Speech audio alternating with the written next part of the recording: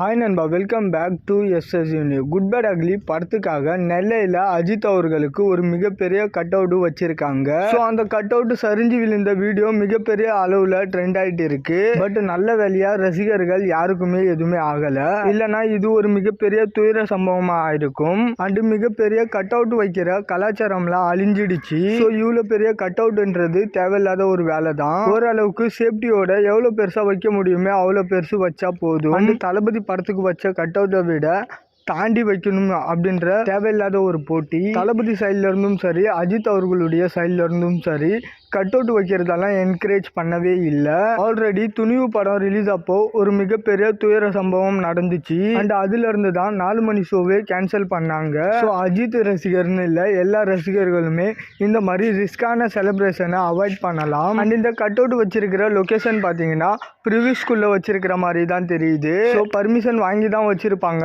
But இவ்வளோ பெரிய cut அவுட்டுக்கு எப்படி பர்மிஷன் கொடுத்தாங்கன்னு தெரியல. அண்ட் ரீசெண்டாக புஷ்பா 2 முதல் ஷோ இன்சிடென்ட்டை யாருமே மறக்கல.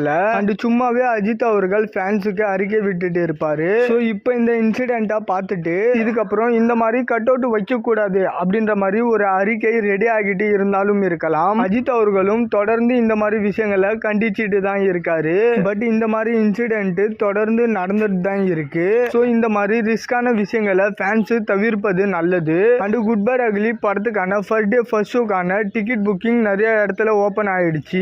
அண்ட் ரீசெண்டா வெளியான ட்ரெய்லர் அஜித் ரசிகர்களால் கொண்டாடப்படுது. இன்னொரு பக்கம் பர்த்டே மேஷப் மாதிரி இருக்குன்னு சொல்லிட்டு விமர்சனமும் வருது. அண்ட் படத்துல என்ன எதிர்பார்க்கணும் அப்படின்றதுக்கு ஒரு கரெக்டான ட்ரெய்லர் கட்டு தான் இது. அதாவது ஸ்டோரி வைஸா பயங்கரமா கான்ஃபிடன்ஸ் வர கதையெல்லாம் இருக்காது. இது ஃபேன்ஸ் ஜாலியா என்ஜாய் பண்ணி செலிப்ரேட் பண்ற மாதிரியான தியேட்டர் மூமெண்ட்ஸ் தான் இருக்கும். ஸோ கதை மார்க் ஆண்டனி படம் மாதிரி போர் அடிக்காம டக்குன்னு என்டர்டெய்னிங்கா இருந்துச்சுன்னா படம் ஹிட் ஆகும். அது சுத்தமா கதை இல்லாம தியேட்டர் மூமெண்ட்ஸை மட்டும் கனெக்ட் பண்ற மாதிரியான ஸ்டோரி லைன் மட்டும் இருந்துச்சுன்னா ஒர்க் ஆகாது.